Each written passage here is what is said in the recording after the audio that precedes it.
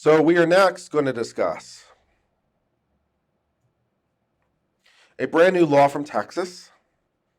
This goes into effect tomorrow on the 1st of September. And we're going to read it because it deals with First Amendment issues as it relates to college campuses, which is a topic that I have a lot of interest in. I believe in free speech and free speech for all, left leaning, right leaning, for or against any issue. I believe freedom of speech for all. And, we obviously want to make sure that the speech does not disrupt the purpose of the educational institution. So we don't want to disrupt classes going on, for example. But unfortunately, many universities have taken a somewhat dim view to freedom of speech, and they have free speech zones, which often are located in a very inaccessible part of campus and are very small. And so the time, place, manner restrictions that are in place currently are, in my view, much too narrow for the legitimate considerations for the educational interest. But let's see what the state of Texas has had to say. This is now a law that now exists. And we'll read it. This is an act relating to the protection of expressive activities at public institutions of higher learning. And public is important because the First Amendment only applies to public institutions. Be it enacted by the legislature of the state of Texas. The legislature finds that freedom of expression is of critical importance and requires each public institution of higher education to ensure free, robust, and uninhibited debate and deliberation by students enrolled at the institution, regardless of whether the students are on or off campus.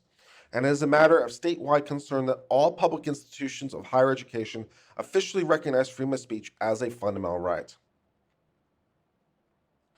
In this section, benefit includes recognition by or registration with an institution of higher education, the use of an institution's higher education facilities for meeting or speaking purposes, the use of channels of communication controlled by an institution of higher education, funding sources made generally available to student organizations of higher education. So we're looking to protect benefits, and these are the kind of benefits. Who are we registering and recognizing? When do we give space? What kind of channels do we have and access to those channels? And when there's funding available.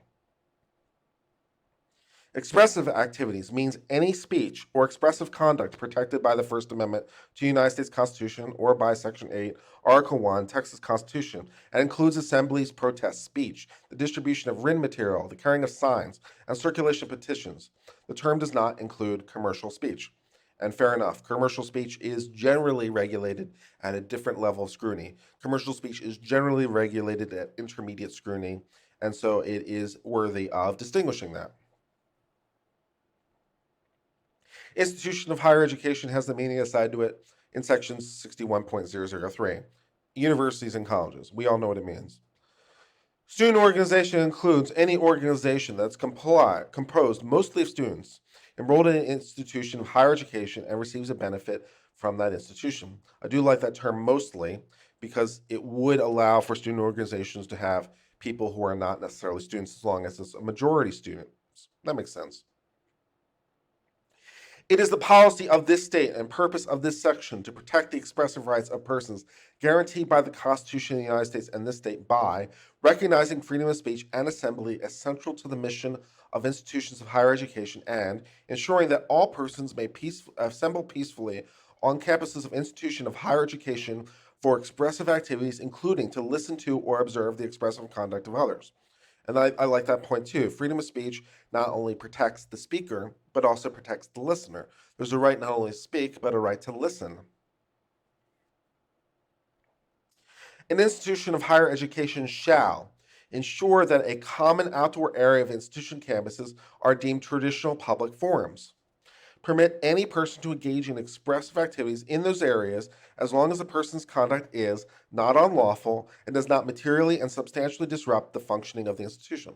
Makes perfect sense. So you can engage in freedom of speech anywhere in any sort of outdoor area on campus as long as the way you're doing it is not unlawful and does not substantively disrupt the functioning of the institution. So, for me, the way I would interpret this is, as long as you don't have, loud projection speakers immediately outside of a classroom area, then that would be fine.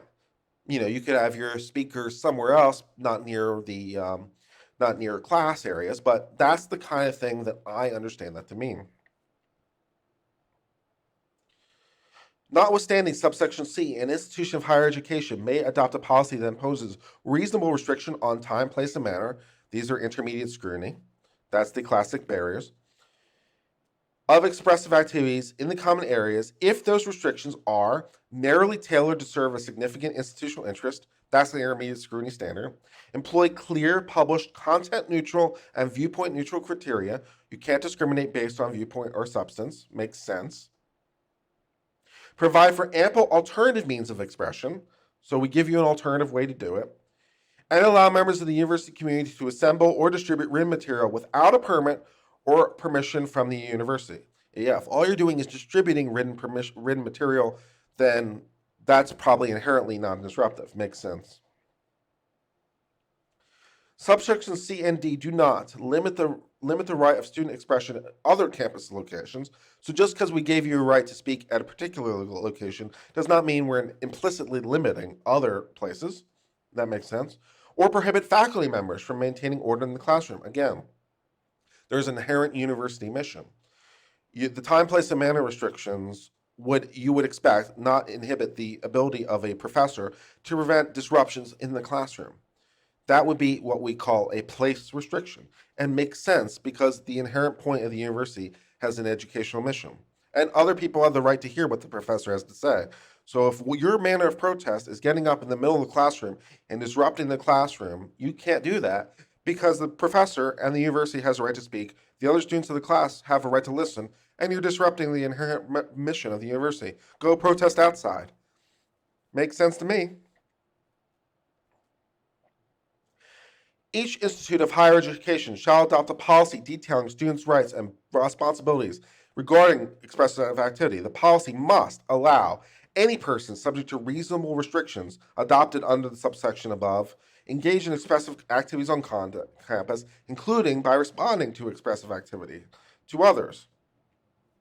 So you have a right to engage and respond to other activities. It makes perfect sense. My ability to protest also gives you an ability to protest. As long as we're not literally fighting each other.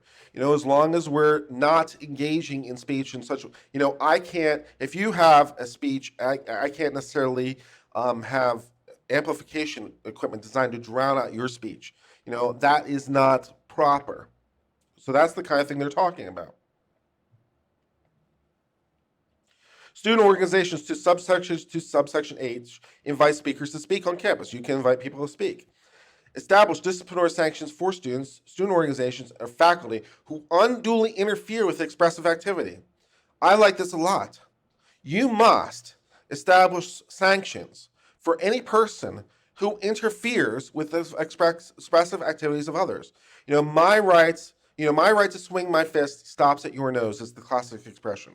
My right of freedom of speech stops at your right of freedom of speech. Well, what does that mean? It means that I can't engage in conduct designed to disrupt your ability to speak. If I don't like what you're saying, I can do anything all day long at a different location or a different place, or just I can do anything as long as it doesn't disrupt your ability to speak. You have the right to speak, people have the right to hear you. I have the right to speak, people have the right to hear me. And as long as we're making sure that everyone's rights are protected, that's great. And if you improperly interfere with that, you need to be disciplined because you are, interfering with someone else's First Amendment rights. You can't do that. Include a grievance process for addressing complaints of violation of the section. Be approved by a majority vote of the institution's governing board before final adoption, and be posted on the website. So notice is clear and given to all. An institution of higher education may not take action against a student organization or deny the organization any benefit generally available to a student organization at the institution on the basis of political, religious, philosophical, ideological, or academic viewpoint expressed by the organization or any expressive activity by the organization. So all political viewpoints are protected. All religious viewpoints are protected. All philosophical viewpoints are protected. All ideological viewpoints are protected. Everyone gets freedom of speech equally. Makes sense. In determining whether to approve a speaker to speak on campus or in determining the amount of fee to be charged for use of institutional facilities in the expressive conduct, an institution of higher education may consider only content neutral and viewpoint neutral criteria related to the needs of the event, basically how many people are going to be there, such as the proposed venue and expected size of the audience, an anticipated need for security, necessary accommodations, and relevant history of compliance or non-compliance by the requesting student organization or faculty member with institutional policy and any other policies. So if you've been disruptive in the past, we can factor that in. You may not consider any anticipated controversy relating to the event. You don't get a heckler's veto. This is what they're talking about. No heckler's veto. So if you bring a speaker onto campus who has controversial views, the very fact that, they're controversial, you can't consider that. Because the entire point of this is to protect controversial views. I love it.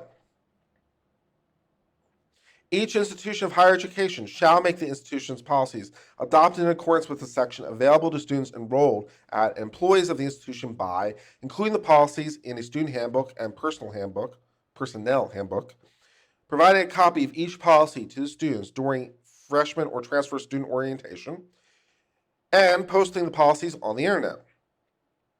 Each institution of higher education shall develop materials, programs, and procedures to ensure that institution's employees responsible for educating or disciplining students understand the requirements of this section and all policies adopted by the institution in accordance with this section. And not later than December the 1st, 2020, each institution of higher education shall prepare, post on the institution's internet website, and submit to the governor and members of the legislature a report regarding the institution's implementation of the requirement.